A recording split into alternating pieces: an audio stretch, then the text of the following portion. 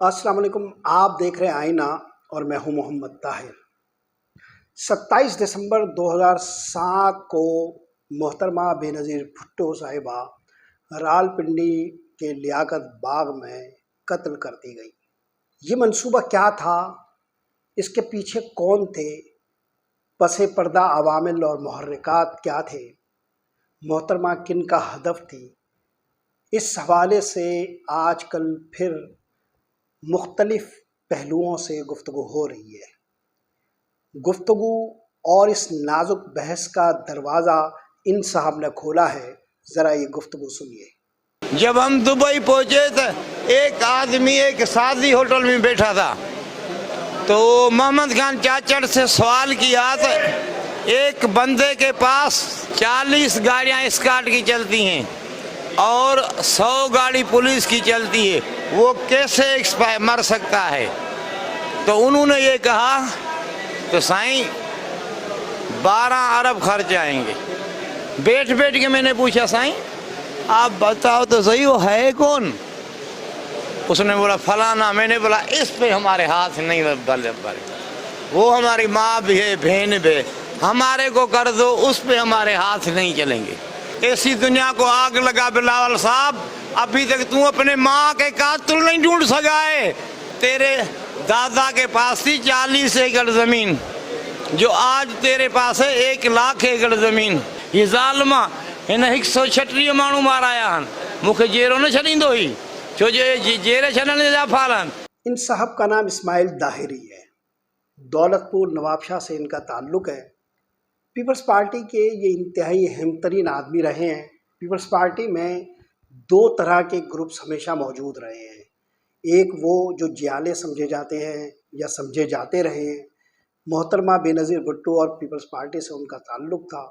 फिर वो दौर आया कि जब आसिफ अली ज़रदारी साहब मोहतरमा बेनज़ीर भुट्टो साहिबा की ज़िंदगी में आए और आसिफ अली ज़रदारी से मोहतरमा बेनज़ीर भुट्टो के निकाह के बाद या शादी के बाद जो अफराद ज़रदारी साहब के साथ पीपल्स पार्टी का हिस्सा बने, तो पीपल्स पार्टी के जियाले अपनी निजी गुफ्तगू में उन्हें जहेज़ का माल कहते रहे हैं।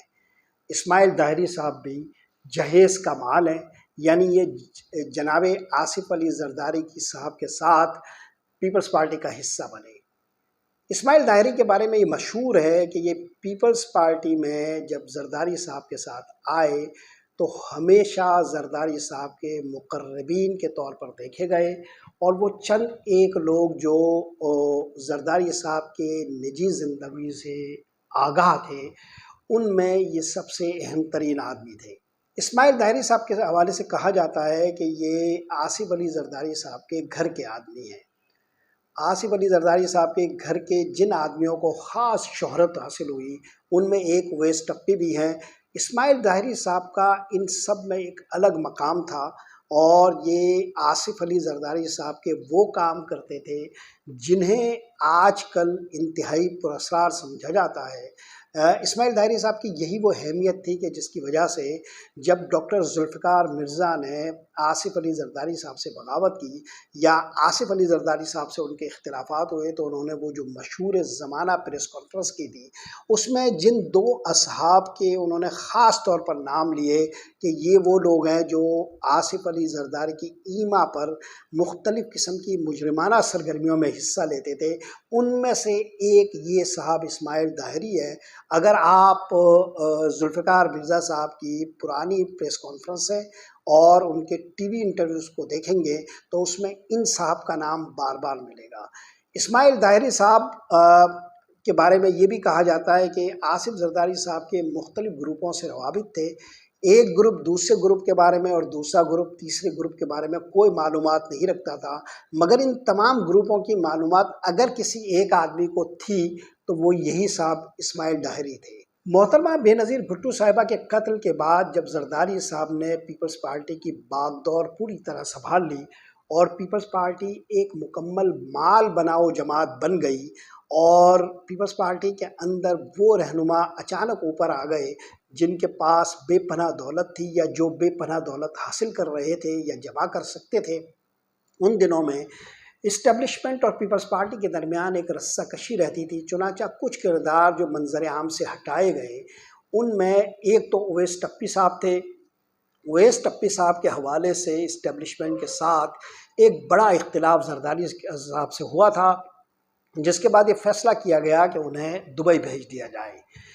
इस्माइल दाहरी भी उन लोगों में शामिल थे कि जिन्हें कराची में या पाकिस्तान में कम रखा जाता था और ज़्यादा वक्त वो दुबई में गुजारते थे, और ये इंतज़ाम पीपल्स पार्टी की आला क़यादत की ईमा पर हुआ करता था। आपको अच्छी तरह मालूम है कि आसिफ अली जरदारी के सरीर आराए इक़्तिदार होने के बाद या इक़्तिदार की राहदारियों में मुस्तकिल बंदोबस्त का हिस्सा हो जाने के बाद ऐसा हुआ कि मुख्तलिफ़ लोग मंजर आम से हटाए गए। अगर आपको याद हो तो रहमान डकैत, खालिद शहनशाह और बिलाल शेख मुख्तलिफ़ औकात में एक दूसरे के ज़रिए दफ़ा किए गए। ये सब वो लोग थे जिनके साथ मुख्तलिफ़ कहानियाँ मंसूब थी। इन तमाम लोगों से जो शख्स राब्ते में रहा करता था वो यही इस्माइल दाहरी थे। और जब आसिफ अली जरदारी साहब जेल में थे तो जेल के दिनों में भी जो शख्स मुख्तलिफ़ ग्रुपों से रब्ता रखा करता था वो यही इस्माइल दाहरी थे।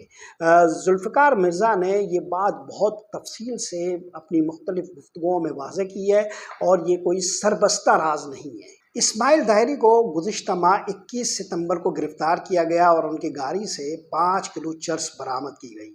इस्माइल दाहरी साहब सिंध में क्यों आए थे और ये जो चर्स बरामदगी का वाक़या है ये क्या था, ये बहुत कम लोगों के इल्म में है। मगर जो बात सबके इल्म में थी वो ये कि इस्माइल दाहरी इन दिनों दुबई में है, मगर अचानक वो सिंध आ गए और नामालूम वजह की बिना पर उन्हें गिरफ़्तार कर लिया गया। इस दौरान कौन से वाक़यात पेश आए हैं, इस्माइल दाहरी सिंध में क्यों आए, दुबई से सिंध आने का जो सफ़र है वो उन्होंने कब तय किया, ये सब बातें मजहूल है। अलबत्ता एक बात बिल्कुल वाज़ेह है और वो ये कि इस्माइल दाहरी साहब अक्सर दुबई से सिंध आ जाया करते थे, कराची आ जाया करते थे और पीपल्स पार्टी की जो आला क़यादत है उनके साथ उनकी कोई रद्द-ओ-क़दा भी रहती थी। ऐसा नहीं है कि वो पहले गिरफ़्तार नहीं हुए, पीपल्स पार्टी ही के दौर में उन्हें पहले भी गिरफ़्तार किया जा चुका है। रेंजर्स ने उन्हें गिरफ़्तार किया था, फिर ये हुआ कि उन पर एक केस भी बना असलाह का और 34 साल की उन्हें सज़ा भी हुई। हाई कोर्ट से वो सज़ा कलअदम हुई, फिर उन्हें वापस दुबई भेज दिया गया था।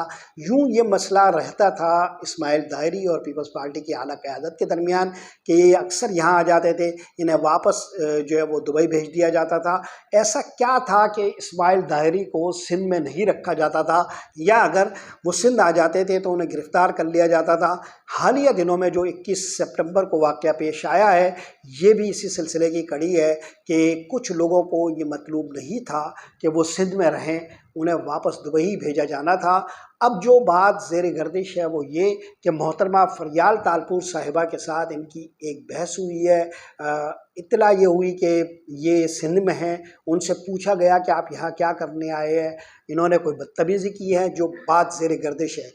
ये बात फिर आला क़यादत तक पहुँची है और उसके बाद फिर पुलिस हरकत में आई है, उन्हें उनके घर से गिरफ़्तार कर लिया गया, उन पर मुख्तलिफ़ केसेस बनने लगे और पुलिस की तहवील में होते हुए इस्माइल दाहरी ने जो मसला उठाया है वो पूरे पाकिस्तान में हैरान कर देने वाला मसला है और वो मोहतरमा बेनज़ीर भुट्टो के वाक़ये कत्ल के हवाले से पीपल्स पार्टी की आला क़यादत पर उंगलियां उठाने से मुताल्लिक़ है। ऐसा नहीं है कि मोहतरमा बेनज़ीर भुट्टो साहिबा के हवाले से ये मसला कभी ज़ेर बहस न रहा हो, उनकी ज़िंदगी में ही ये बात ज़ेर गर्दिश रही है कि मोहतरमा बेनज़ीर भुट्टो के बग़ैर पीपल्स पार्टी को चलाया जा सकता है या नहीं। ये सवाल कोई इतना अजनबी नहीं था। सहाफ़ियों के दरमियान और बाअसर हलकों में अक्सर ये बात मौज़ूए बहस रहती थी। अगर आप 2000 के अखबारात देखें 1999 के बाद की वो बहस, यानी 12 अक्टूबर 1999 को जब नवाज़ शरीफ को फ़ारिग किया गया तो उसके बाद जनरल परवेज़ मुशर्रफ ने जब इक़्तिदार संभाला तो उसके बाद से आसिफ अली ज़रदारी साहब की रिहाई तक जो मबाहिस रहे हैं ان میں یہ مسئلہ ہمیشہ رہا ہے کہ کیا پیپلز پارٹی بے نظیر کے بغیر بھی ڈیل کی جا سکتی ہے یا نہیں، کیونکہ اسٹیبلشمنٹ کے نزدیک تب پی ایم ایل این معطوب تھی اور وہ کسی اور جماعت کی طرف اگر دیکھتے تھے تو وہ پیپلز پارٹی ہی تھی، مگر پیپلز پارٹی میں محترمہ بے نظیر بھٹو کی قیادت کے ساتھ معاملات طے کرنا اس لیے مشکل تھا کہ وہ ایک اوریجنل قیادت تھی، اس لیے وہ مصنوعی، کھوکھلی، حاشیہ بردار اور اعلی کار قسم کی قیادت کی تلاش میں تھے۔ یہ مباحث رہتے تھے، یہ ہم لوگ اپنے مضامین میں، اپنے کالموں میں بھی اکثر زیر بحث لاتے تھے اس قسم کی چیزوں کو۔ مجھے اچھی طرح یاد ہے 22 نومبر 2004 کو آصف علی زرداری رہا ہوئے تھے۔ 2002 میں ان سے جیل میں ملاقات کے لیے گیا تھا۔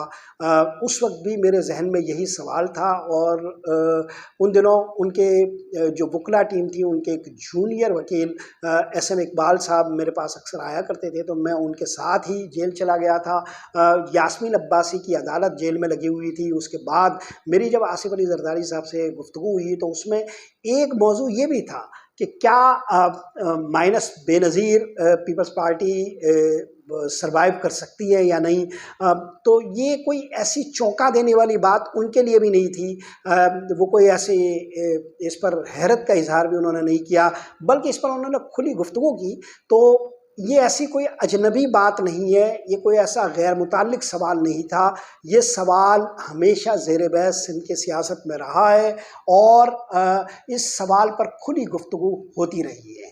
محترمہ بے نظیر بھٹو کے قتل کے حوالے سے ذوالفقار مرزا صاحب نے بھی انگلی پیپلز پارٹی کی اعلیٰ قیادت کی طرف اٹھائی تھی۔ اس حوالے سے اسکاٹ لینڈ یارڈ نے تحقیقات کی تھی۔ اگر آپ اسکاٹ لینڈ یارڈ کی تحقیقات سے آگاہ ہوں، اور ایک کتاب جو منظر عام پر آئی تھی جب پاکستان کی حکومت نے، پیپلز پارٹی کی حکومت نے اقوام متحدہ سے درخواست کی تھی کہ وہ اس کی تحقیقات کریں، تو اقوام متحدہ نے ایک کمیشن قائم کیا تھا، اور اس کمیشن نے تحقیقات کی تھی۔ یہ رپورٹ جو تھی وہ تحقیقاتی کمیشن نے یو این کے سیکریٹری جنرل کو 2010 میں پیش کی تھی۔ اس تحقیقاتی کمیشن کے سربراہ تھے ہیرالڈو مونیوز۔ ہیرالڈو مونیوز نے بعد میں اپنی اس تحقیقات کے حوالے سے کچھ نتائج پر مبنی ایک کتاب لکھی تھی جس کا نام تھا getting away with murder, Benazir Bhutto's assassination and the politics of Pakistan. Heraldo Munoz نے اس کتاب میں جو نتائج اخذ کیے تھے وہ نتائج میں آپ کے سامنے رکھتا ہوں۔ اسماعیل ڈاہری کا الزام تاریخ کے حوالے ہے، اور یہ کتاب جو کہہ رہی ہے ان نتائج کو بھی میں آپ کے سامنے پیش کر دیتا ہوں، فیصلہ آپ کیجئے۔ ہیرالڈ مونیوز اپنی اس کتاب میں یہ لکھتے ہیں کہ بے نظیر بھٹو کے قتل کے سب سے زیادہ ذمہ دار وہ افراد ہیں جو ان کی سیکیورٹی کے نگران تھے۔ ہیرالڈ مونیوز کی کتاب کا ایک نتیجہ یہ بھی ہے کہ بے نظیر کے قریبی سیاسی ساتھیوں نے کبھی بھی ان کے قتل کی تحقیقات میں دلچسپی نہیں لی۔ وہ یہ بھی کہہ رہے ہیں کہ پاکستانی حکام نے جان بوجھ کر تحقیقات میں غفلت کا مظاہرہ کیا ہے۔ ہیرالڈو مونیوز نے اپنی کتاب میں رحمان ملک کے حوالے سے یہ انکشاف بھی کیا ہے کہ انہوں نے کبھی بھی اقوام متحدہ کے اس کمیشن کے سامنے جسے اپوائنٹ خود حکومت پاکستان نے کیا تھا، اس کے سامنے کبھی بھی کسی سوال کا کوئی واضح جواب نہیں دیا۔ ذرا یہاں ٹھہر کر ذوالفقار مرزا کا وہ مشہور زمانہ فقرہ یاد کر لیجئے کہ جس میں ذوالفقار مرزا نے کہا تھا کہ رحمان ملک ایک کمپلسیو لائر ہے، اگر وہ سیب کھا رہے ہوں گے اور ان سے پوچھا جائے کہ آپ کیا کھا رہے ہیں تو وہ کہیں گے میں کیلا کھا رہا ہوں۔ تو رحمان ملک کے حوالے سے اس کمیشن کے سربراہ کی جو لکھی ہوئی کتاب ہے اس میں بھی یہی بات لکھی گئی ہے اور کہی گئی ہے۔ ایک اور بات بھی جو مجھے ابھی یہ گفتگو کرتے ہوئے اچانک یاد آ رہی ہے کہ رحمان ملک صاحب نے ان دنوں بہت زور لگایا تھا کہ یہ مرڈر طالبان نے کیا ہے۔ ظاہر ہے جو ہاتھ استعمال ہوئے ہیں وہ تو کوئی بھی ہو سکتے ہیں، بنیادی سوال یہ ہے کہ اس کے پیچھے دماغ کس کا تھا۔ تو ہاتھ جو استعمال ہوئے اس کو وہ ایویڈنٹ کرتے تھے۔ یہ سوال ہوتا تھا کہ آپ نے یہ سارے ایویڈنٹس کیسے جمع کیے ہیں اور کس طرح آپ ان ساری کہانیوں سے آگاہ ہیں، یہ سوال ان سے اس زمانے میں ہوتا تھا۔ بہرحال اب وہ اپنے اعمال کے ساتھ اللہ کے حضور حاضر ہو گئے ہیں. لیکن بہرحال رحمان ملک صاحب سے یہ سوال ہوتے رہتے تھے اور وہ ارکان اسمبلی کو ایک ویڈیو بھی دکھایا کرتے تھے جس میں وہ بتاتے تھے کہ یہ وہ لوگ ہیں جنہوں نے محترمہ بے نظیر بھٹو کو قتل کیا ہے. وہ ایک گیٹ سے جا رہی تھی، وہاں یہ لوگ موجود تھے، اور اگر وہ دوسرے گیٹ سے جاتی تو وہاں یہ لوگ موجود ہیں. یہ ویڈیو دکھاتے ہوئے وہ اکثر نشاندہی کیا کرتے تھے ان لوگوں کی. بہرحال رحمان ملک صاحب کے حوالے سے ہیرالڈو مونیوز نے بھی شک کا اظہار کیا اور یہ کہا کہ وہ کمیشن کے سامنے واضح جواب دینے سے کتراتے رہے. ایک عجیب بات ہیرالڈو مونیوز نے لکھی ہے اور یہاں یقیناً انہوں نے ڈنڈی ماری ہے. اس کی وجہ یہ ہے کہ انہوں نے ایک طرف تو یہ کہا کہ زرداری صاحب نے تعاون کیا، مگر ساتھ مصنف نے یہ لکھا اپنی کتاب میں کہ جو زرداری صاحب کی حکومت تھی وہ حکومت تعاون نہیں کر رہی تھی. یہی نہیں کہا بلکہ یہ بھی کہا کہ وہ تحقیقات میں مشکلات ڈال رہی تھی. تو آخر زرداری صاحب سے ان کی جو ملاقاتیں رہی ہوں گی اتنی بڑی سطح پر، جب وہ صدر مملکت بھی تھے، تو ان کی طرف سے تو ظاہر ہے رویہ کیا ہونا تھا، لیکن ان کی حکومت مشکلات پیدا کر رہی تھی. یہ ایک عجیب و غریب بات ہے، ایسی حکومت کیوں مشکلات پیدا کر سکتی ہے جو زرداری کی ہو. بہرحال یہ بات انہوں نے کتاب میں لکھی ہے. اچھا، یہ بات بھی ہیرالڈو مونیوز نے لکھی ہے کہ طالبان کی ہٹ لسٹ پر محترمہ بے نظیر بھٹو تھی، مگر پاکستانی اسٹیبلشمنٹ کے کچھ حلقے بھی محترمہ بے نظیر بھٹو صاحبہ کو نشانہ بنانا چاہتے تھے. یوں ایک ریلیشن پیدا ہوتا ہے پاکستانی اسٹیبلشمنٹ کے کچھ حلقوں میں اور ان لوگوں میں جو اس کا دماغ رہے ہوں گے یا ہاتھ رہے ہوں گے اس کتاب کے مطابق. بہرحال یہ بھی واضح رہنا چاہیے کہ طالبان نے اس وقت تردید کی تھی اور کہا تھا کہ ہم خواتین پر ہاتھ نہیں اٹھاتے، اور اس زمانے میں اچھی طرح وہ بحث ہوتی رہی ہے. محسود صاحب کے جو انٹرویو تھے اس زمانے میں، وہ ہر موقع پر تردید کرتے رہے کہ میرا بے نظیر بھٹو صاحبہ کے مرڈر میں کوئی ہاتھ نہیں ہے. لیکن پیپلز پارٹی کا زور ہمیشہ طالبان پر ہی رہا ہے. ہیرالڈو مونیوز کی کتاب میں یہ بھی ہے کہ پولیس نے تحقیقات میں مستقل رکاوٹیں ڈالی. پولیس تحقیقات میں رکاوٹ کیوں ڈال رہی تھی جبکہ زرداری صاحب کی حکومت تھی اور زرداری صاحب تو تعاون کر رہے تھے. لیکن بہرحال ہیرالڈو مونیوز نے یہ نقطہ بھی لکھا ہے، اور ایک بات جو انہوں نے کہی ہے وہ یہ کہ جائے واردات سے پولیس نے جو ثبوت اکٹھے کیے وہ صرف 23 ثبوت تھے، جبکہ اسکاٹ لینڈ یارڈ نے اپنی رپورٹ میں یہ کہا تھا کہ اگر جائے واردات کو نہ دھویا جاتا تو یہاں سے ہزاروں ثبوت اکٹھے کیے جا سکتے تھے. ہزاروں ثبوت تو ظاہر ہے انہوں نے محاورتاً کہہ دیا ہے، لیکن سینکڑوں ثبوت ضرور یہاں سے مل سکتے تھے. ہیرالڈو مونیوز کی کتاب میں جو نتائج ہے اس کا ایک خلاصہ میں نے آپ کے سامنے رکھا. اب سوال یہ پیدا ہوتا ہے کہ اسماعیل داری اس موقع پر منظر عام پر کیوں آئے ہیں اور وہ کس کی طرف انگلی اٹھا رہے ہیں. دو سوالات بہت اہم ہیں. ٹائمنگ، اس ٹائمنگ پہ، اس وقت پہ اسماعیل داہری کیوں دبئی چھوڑ کر سندھ آئے ہیں، اور آخر کیوں ایسے حالات پیدا کیے گئے کہ وہ گرفتار کیے گئے، اور ان کی گرفتاری کے بعد پولیس کی تحویل میں رہتے ہوئے انہوں نے اتنے سنگین الزامات کیوں عائد کیے. تو ٹائمنگ بہت اہم ہے، اور پولیس کی تحویل میں رہتے ہوئے بھی اسماعیل داہری کا ان الزامات پر اصرار کرنا بہت زیادہ اہم ہے. محترمہ بے نظیر بھٹو صاحبہ کا قتل ایک ایسا واقعہ ہے اور ایک ایسا راز ہے کہ جو اپنے اندر ایک آتش فشاں رکھتا ہے.